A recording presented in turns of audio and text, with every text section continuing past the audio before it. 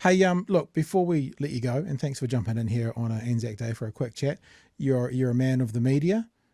We did a big show last night on Melissa Lee and what's happening there. Do you got any thoughts around that? Do you want to share Yeah. with the punters a bit about that? Sitting you here.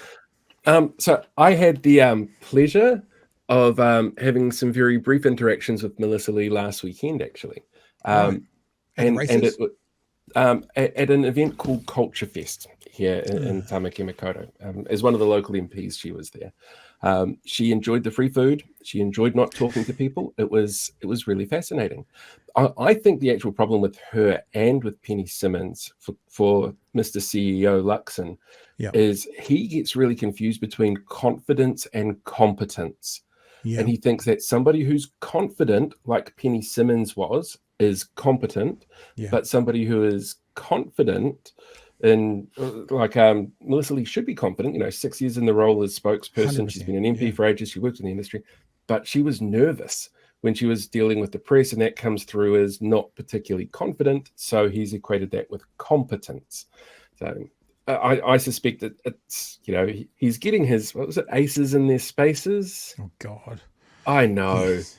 Every time I hear him talk, I just have this picture of the boss from Office Space with his coffee cup and his, I'm going to need you to come in on Saturday. Yeah, it's that. That Yeah, one you yeah, mean? exactly. I It's bet you some that red stapler is sitting somewhere on the ninth floor at the look. moment. Yeah, funny you would say that because Alf Surprise Reshuffle sent me back that one. That's exactly what you're saying.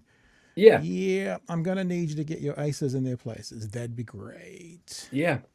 Yeah, and it is such a corporate word salad. But Yeah, I suspect because he is a CEO, and everybody who's worked anywhere near some kind of corporate organization, you'll know there's a difference between competence and confidence. yeah. And CEOs are really good at getting it mixed up. I wonder if CEOs never have to deal with that side of things because they only Mm, speak to the top level managers, who you would expect to be yeah, competent and confident yes, because they've gone through the system to become a very top well level paid manager. high level manager. And I wonder if that's the difference. I mean, you you could be an MP, you could be a minister, with no experience in that area. I mean, given a Hmm. portfolio, because you kind of have got a bit of a passion for that, Yeah. and that reeks of the perhaps on some level the quality of people who we've got running our country. I mean, Penny Simmons was always an interesting choice for the disability portfolio because she has a disabled child. Mhm. So for her, it's personal experience, and that's not a bad thing to bring to the table. For sure. But as somebody who has a child with special needs, surely she would know that, immediately cutting off funding now to everything to help people who care with it, that's just not going to fly. But Yeah. also the fact that she didn't report back in December issues that they thought they'd found. And those issues are only there because the government needs to make all these cuts to pay their tax cuts. And that's the thing that there's so much going on. People forget to add that into any of the conversations. Any We don't cuts, forget. anything. We I don't know you forget, guys Paul. don't forget. You guys are brilliant at it. But yeah, anything they do, everything they cut. The story yesterday that they were looking at cutting $6 billion worth of cyclone relief funding. That's ridiculous.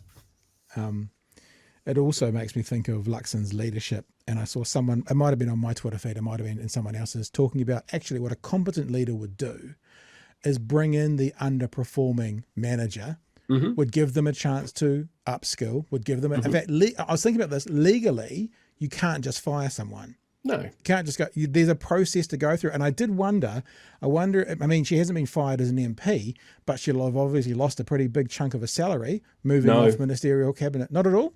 no, because both of those MPs still have other outside of cabinet portfolios. Okay. Their salary still sits at around $249,000 a year. Okay. But even so, a competent leader would work with his managers to get them up to Hmm. speed first. And that didn't Yeah, happen. The other thing is, I will believe what he's trying to sell himself as a decisive, what did he say? This is how I roll this is kind of how I leader. jumping into When, action a month after it happens. when I see him get rid of a New Zealand First or an ACT minister, Yeah, that's when I will think he's a straight shooter, guy who's going to just go for it if he needs to. That's when I'll yeah. believe him. I mean, you look at somebody like Casey Costello and what she did. She lied to cabinet when she was putting together her proposals around smoking and repealing the tobacco laws. Yeah. That's against the rules. That's against the cabinet manual to deliberately mislead the cabinet like that. But she's still sitting there because she's in Winston's party, and you can't go and upset the apple cart because suddenly he's not a leader of anything.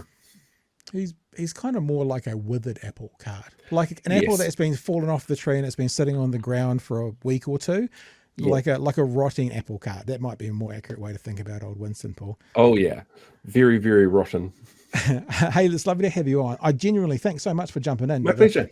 Just last minute, we thought, let's do this. And you said, yep. And here we are for the lovely punters on their ANZAC night pre-recorded show. So is there anything else you want to tell people about where to find you, how to get you, anything that's going on at the moment? You can track me down everywhere. I'm just busy doing a billion things all at once. So it's as always. But yeah, find me, Google me. It's easy enough. Paul, the other one. Hey, dude, thanks for jumping in. We really appreciate it. My pleasure, Pat. Kia ora again, whānau. The clip you've just watched is brought to you today by our patrons. If you want to be a part of what we do, if you want to get behind what we're doing, if you're enjoying our content and wanting to share our content, then maybe you would consider being a patron to Big Hairy News. Head to www.patreon.com/Big Hairy News to sign up to one of our levels and be a patron. At this point, we are only a listener and viewer supported show. It all comes down to you guys. If you feel like jumping on board to help, then head to patreon.com/Big Hairy News. Hooroo.